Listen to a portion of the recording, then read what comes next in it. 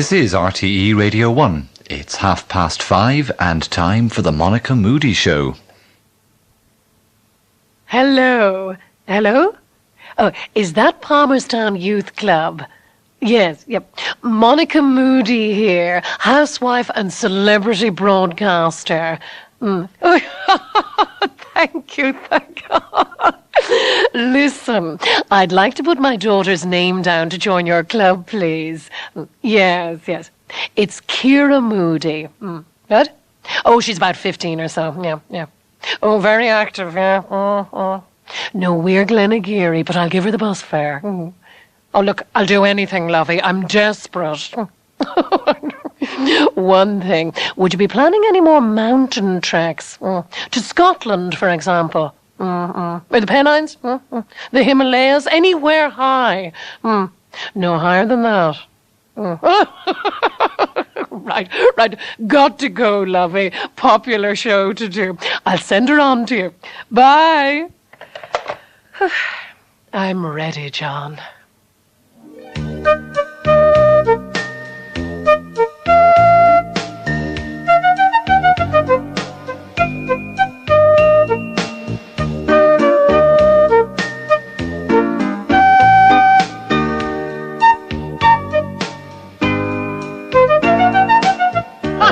Oh, that's lovely. And welcome. It's Monica Moody, joined again by Father Tom Doughty, our Lenten observer. God bless Monica. And new and welcome recruits, Charles Thrush, who's come to us from the funeral fair at the RDS. It's lovely to be here. And Dodo Cavendish, author of Eat It There, Colette, Cannibalism in Early Irish Television. Hello, Monica. More lovely later. to be here. And we have Orla Gearan helping me out in the studio today with the coffee and some Bosnian finger food. It's absolutely delicious, isn't it? Very tasty looking. Can I try one of those beany looking things? Now, before I go any further, let me just say that I'm devastated by the sudden death during the week of my longtime companion, Dr. Garrett Fitzgerald. Oh, Monica, I didn't know that he had died. Yes, Dodo Cavendish listeners, he's dead. Dr. Garrett Fitzgerald, ex-world leader, statesman and mathematician extraordinaire, passed away peacefully during the week. Isn't it awful? It's terrible, and such a lively, chatty man with a lovely curly head of hair. Oh, God, no. I'm sorry, Monica. For sort of disturbance outside the radio centre. Looks like Emer O'Kelly found the key to the gun cupboard again. Dr. Garrett Fitzgerald, former world leader, you're alive. Or is this some horribly macabre nightmare? What? Is it an apparition, Monica? A boogeyman, No, it's maybe? me. But you died, Garrett. I read about it in the paper. Orla's been out canvassing all week, Dodo. No, Monica, I always throw a roving eye over the papers, and I didn't see anything to suggest No, it was in the Times, Father Tom Doughty. I read lots of tributes, lots of stuff about a whiffween spare, about how you, Dr. Garrett Fitzgerald, conned the Irish people into voting for you when you were Dutch all along. Monica, that was Gerrit van Gelderen. What? Gerrit van Gelderen is dead. Is he? And I'm very much alive.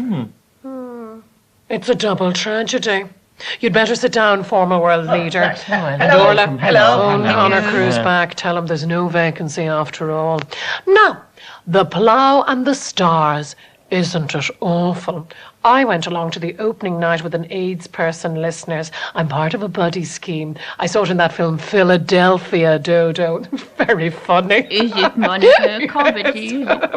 So I was at the Plough and the Stars, and I was frankly sickened by what I saw.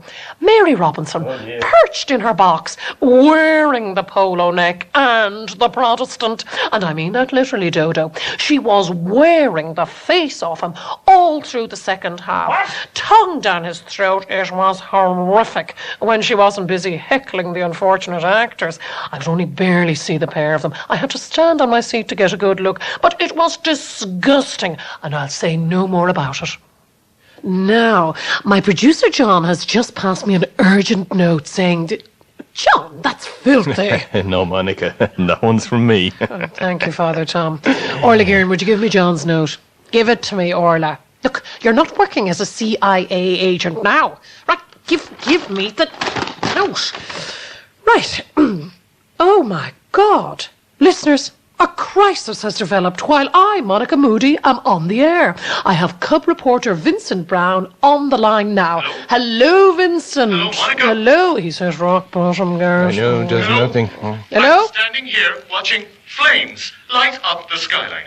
Tony O'Reilly's mansion in Castlemartin, County Kildare, is ablaze, and I'm standing here. Tony O'Reilly's mansion in Castlemartin, County Kildare, is ablaze. For listeners who just joined us, our reporter Vincent Brown is on the line. Vincent, tell us more. The goulash is fabulous, Orla. It's very hot, Monica. Yes, it is. The heat is almost unbearable. I'll just move a little bit away. The flames of this sudden freak fire licked the walls of the seat of the crumbling O'Reilly dynasty. Tony O'Reilly, the man they once called from Pittsburgh, is dead. This is Vincent Brown, exclusively, and I'm standing here. But why, Vincent? Why, indeed, Monica, a man once great, now dead. No, Vincent. Why are you standing there? I'm standing here watching a house reduced in an instant to a broiling inferno. I can see Tony O'Reilly, a heavy heaving mass of smouldering flesh, lurch like a living beacon from room to room. The curtains licked by the flames which rise from his fingers. This is exclusive to Vincent Brown, and I'm standing here. And you just happened to be in the area, did you, former Sunday Tribune editor and Sinead O'Connor groupie? I was in the area coincidentally, on the spot for the story of the century. Exclusively, just me.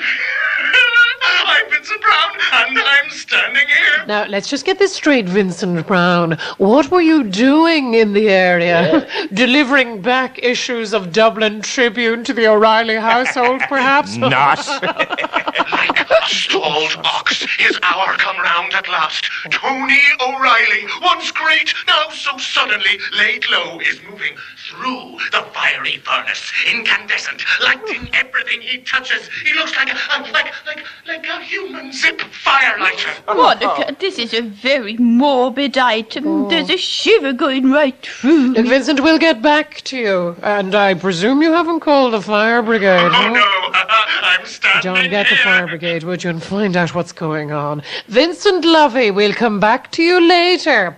Orla, you can bring the goat in now.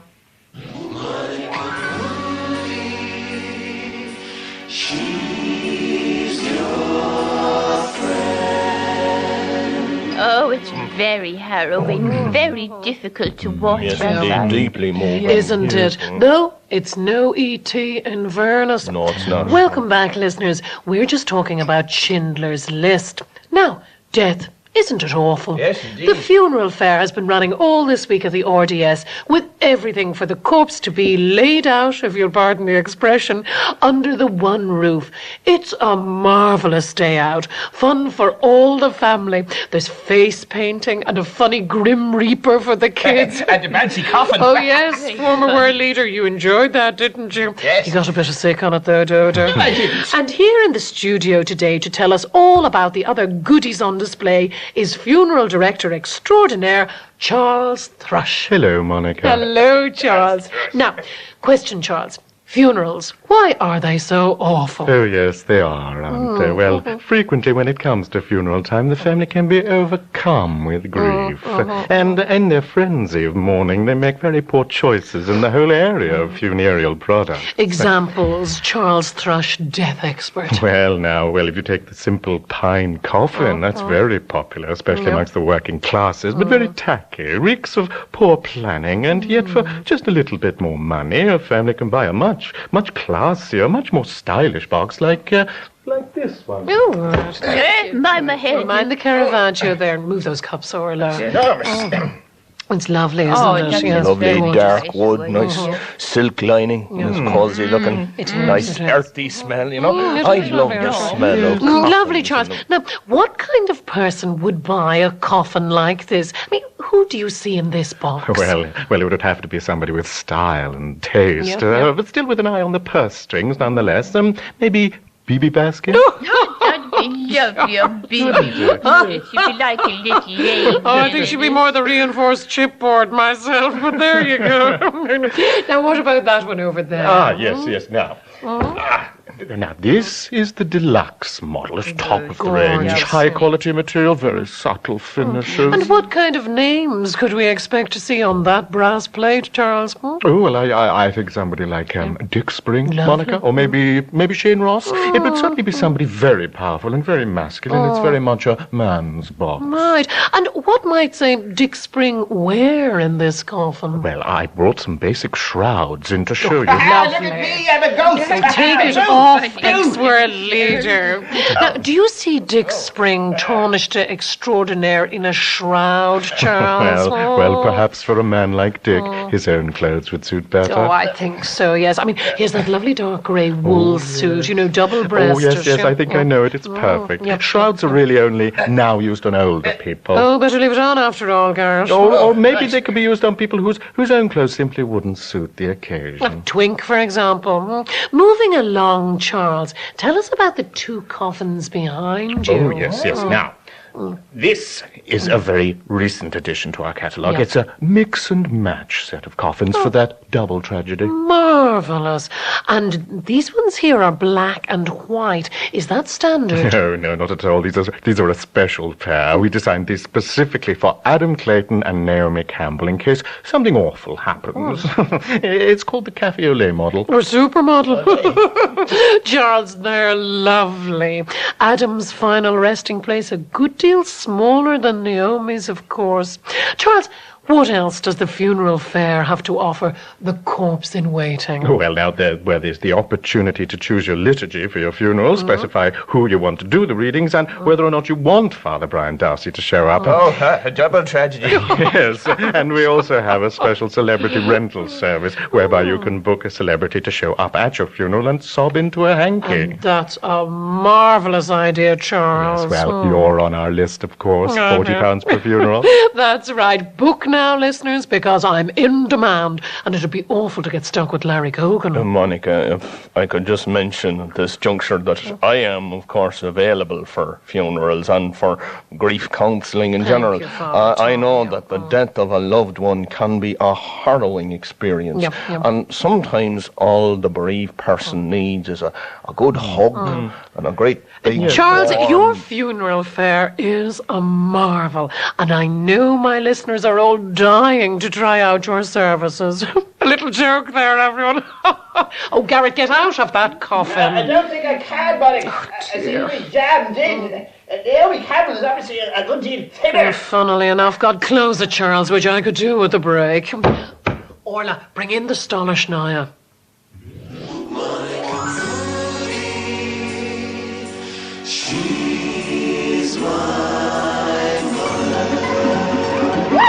Cheers, Charles.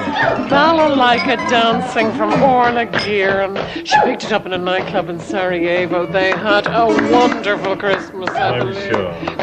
Now, Dodo, you have to understand, of course, that the practice of human sacrifice is officially frowned upon by our present Holy Father. Yes, it must be very difficult Mind the to choose Caravaggio, a Orla. victim. Well, a woman is best. A good, big, self-basting sort of woman. Lovely, Orla.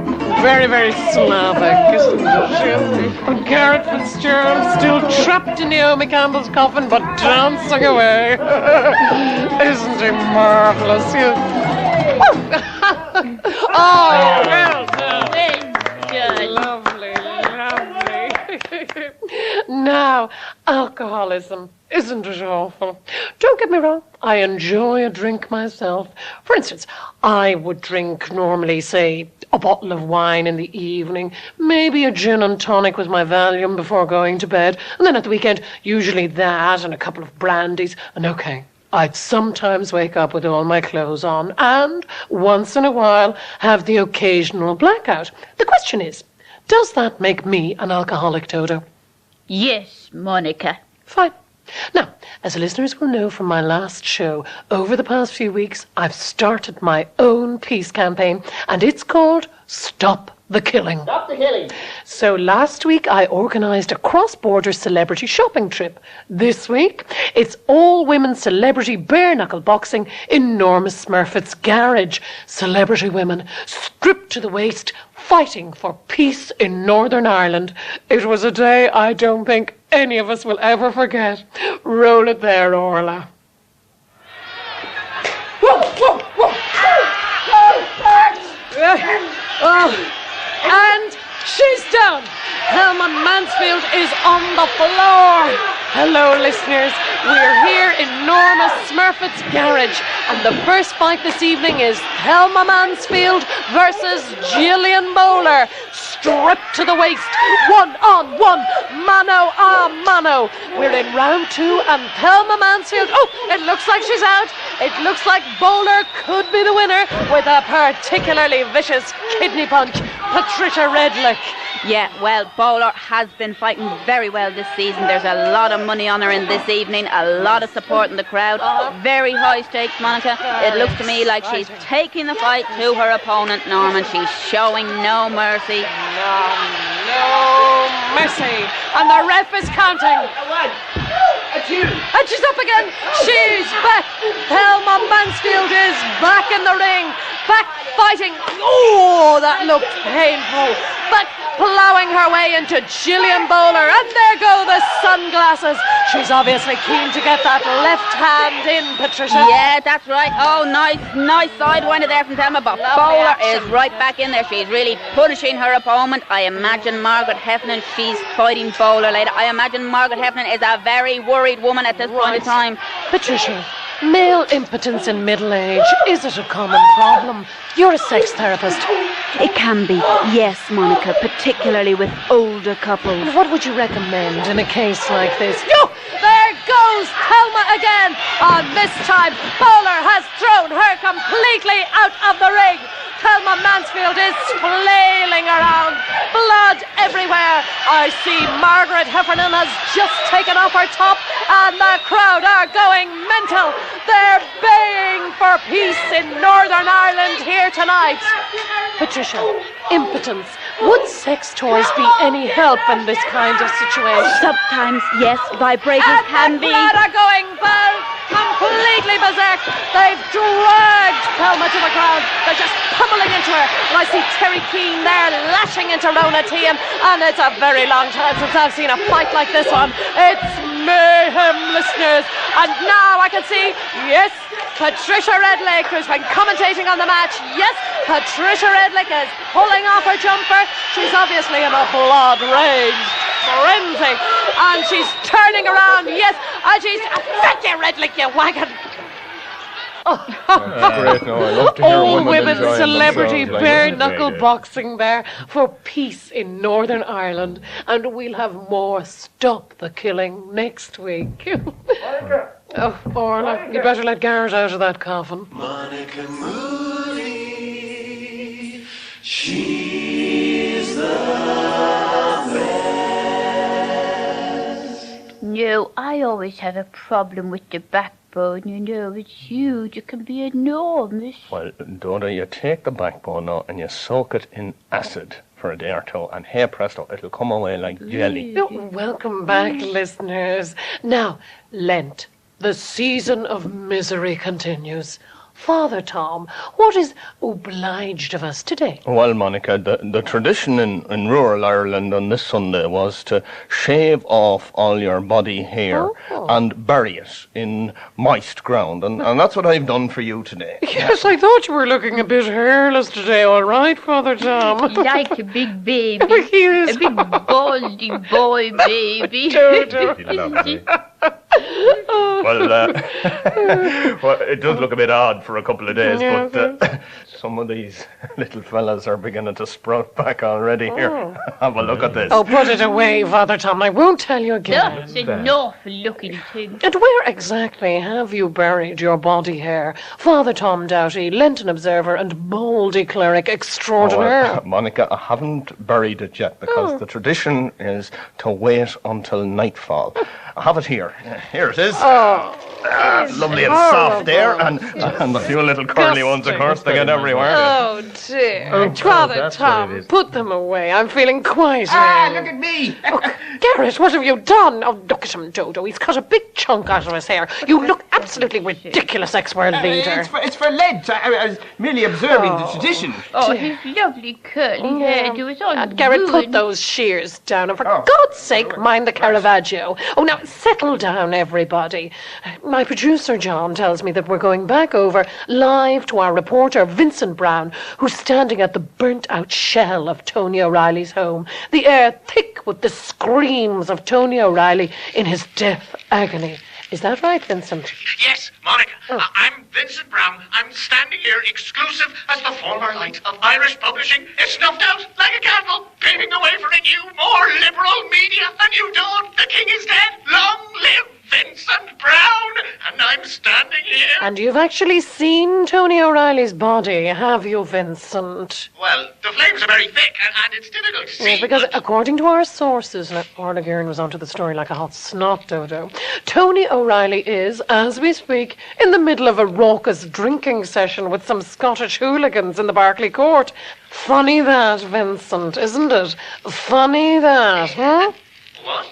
But I'm standing here. And we've been on to the fire brigade, lovey, and there has been no fire in the Kilcullen area. Monica, there is a fire. I'm standing here, and the house is in flames. That's Slane Castle, lovey, not Castle Martin. You must have taken a wrong turning. You've burnt down Slane Castle again, Vincent Brown. Shit. Look, we leave it, lovey. I believe the police will want a word with you anyway, to say nothing of Henry Mount Charles. I'd say he'll be livid, and he's already on the verge, Dodo. On the verge. Garrett, I think we need something to calm us down. Coco. Give us a song, former world leader, and sometime Monica Moody show chanteur. What? Oh, right. I'll just get my music. Oh, just do it, Garrett. I've got you deep under my skin. That's lovely, Dr. Fitz. Lovely. I've got you. God, Dodo, did you see Bono with Frank Sinatra the other night? I did, Monica. I was shocked at the filthy cursing, and he looked so dirty as well. Yes, I thought that. He's looking very scruffy lately. Yeah. I think you should go back to the black leather look. He's made him look more manly. Well, witness, baby. But you're right, Dodo. He looked filthy. He is filthy. And I wake up every night screaming just thinking about him. And Bono is nearly as bad. Now, enough, Garrett. Stop it, Carmencita. Stop this instant. Enough of those dirty men's songs. We'll take a break.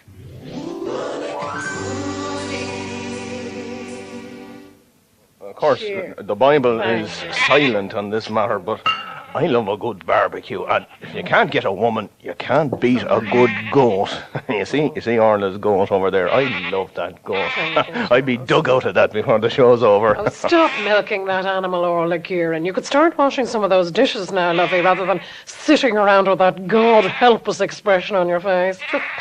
Now, homosexuality, isn't it awful? Now, don't get me wrong. I am speaking as the mother myself of a gay son, Ronan. And I say that in a proud way, Dodo. I have a photograph from here, actually. Would you like to see here? Oh, isn't he lovely? Yes, really is. Lovely. That's terrific, Monica. Thank He's you. a beautiful-looking young chap. Yes, yes. But it must have been very difficult for you and your husband Tony all the same, Monica, with your son a batty man. Isn't that what they call it? Batty man? It was hard, Dodo. Extremely hard. Not just for me, but for Tony as well, which is most unusual. Very, very hard. We were very worried when he first told us, quite frankly. Oh, I don't think you should worry about him, Monica. But of course you'd be a bit nervous, Mr. Funeral Expert, with her only son of fancy pants. Isn't that what you say? Fancy pants? Obviously, Charles, we were worried that he'd end up being on television all the time, going on and on about it, like that fellow, oh, what's his name? David Norris. No, the other one. Mike Murphy. No, the other one. Oh, yes, Eamon Dunphy. Yep, Eamon Dunphy, that's him. I was worried sick he'd end up like Eamon Dunphy. However, fortunately, that hasn't happened. Fortunately, Really, he's turned out completely well-adjusted, very presentable, quite eligible, in fact, Charles. I'd say the switchboard is jammed. I saw him first. The only problem is he's 17 and a half. So he's illegal in England. Oh, that's awful. Yeah. On top of him being a know-me, and everything. Monica, I think you misunderstand the effect of the relevant piece of recent British legislation. Oh, I'm sorry, Dr. Fitz. Oh, thank you, Monica. I'm sorry. You know much more about this than I do, of course. You know better than anybody, don't you? You are yourself, I suppose, the parent of a gay... No, Monica, but that's not the point I'm making. Sometimes, Dr. Fitz, sometimes you make my blood boil. Anyway, Dodo, I'm very concerned. Ronan wanted to go over this week, you know. There was some sort of big gay event. I don't know what it was. Something to do with that actor. Oh, what's his name? Oh, I know the chap. Big strapping. Oh, it doesn't matter. It doesn't matter. Anyway, I said to him, Ronan, over my dead body. Oh, don't say it, Monica. You dead, and your son a skippy. Oh, what a horrible talk. Well, so then, Charles, are you listening to this? Then he says, would I come with him? Thinking that would make it acceptable, of course. So I said, oh, that'd be great, Ronan. That'd be lovely. Then they'd put me in prison as well. Oh, Monica, I don't understand. Listen to me. Now, I can see why Ronan would go down for being a homo, but I can't see why they'd bang you up in clink. Lord knows you are not a criminal, Monica. Because they always blame the mother, Dodo. They always blame the mother. It'll be just like that film, In the Name of the Father, though I think it's highly unlikely we'd end up in the same cell. That'd be very unusual, all right. This is a complete misreading of the law as it So now I can just see applies. it. I can just see it. It'll be like prisoner of cell block H. Me and Emma Donoghue chained together. Rose Dugdale in charge of the laundry. Horrific scenes of woman-on-woman violence. My ultimate nightmare, Dodo. Every night I wake up in a sweat. Monica, you're completely overreacting. No, enough The trivia, facts are Garrett Fitzgerald. Stop trying to bamboozle me with trivia. Anyway, look, we leave it. My thanks to Father Tom Doughty, to Dodo Cavendish, no time to discuss your book on cannibalism in early television, lovey, to Charles Thrush, and of course to Garrett Fitzgerald, Vincent Brown, Carmen Sita Hederman, and Orla Guerin. Has-beens to a man. Wazzers, Dodo. That's what my show attracts. Wazzers. And speaking of wazzers, isn't Paul Hill's father marvellous to be able to manage on £55 a week? Absolutely marvellous. Yes, Wouldn't keep me in tights. No, I knew a woman once, a very nice woman. She was a nurse, but her husband was a fluffy.